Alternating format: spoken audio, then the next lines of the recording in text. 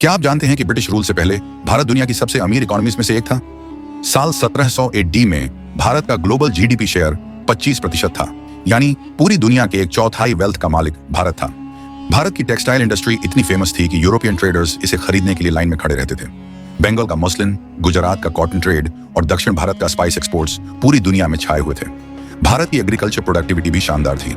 यहाँ का irrigation system इतना विकसित था कि यूरोप के कई देश इसे अडॉप्ट करना चाहते थे। भारत का ट्रेड सरप्लस था, यानी हम दुनिया को एक्सपोर्ट कर रहे थे और बदले में सोना चांदी आ रहा था। लेकिन फिर क्या हुआ? ब्रिटिश रूल आते ही सब बदल गया। ब्रिटिशर्स ने हेवी टैक्सेस, डी इंडस्ट्रियलाइजेशन और एक्सप्लॉयटेटिव पॉलिसीज के जरिए भारत की इकोनॉमी को तोड़ दिया। 1947 तक भारत का ग्लोबल जीडीपी शेयर सिर्फ 2% रह गया। भारत की टेक्सटाइल इंडस्ट्री, जो कभी दुनिया पर राज करती थी, ब्रिटिश पॉलिसीज की वजह से तबाह हो गई।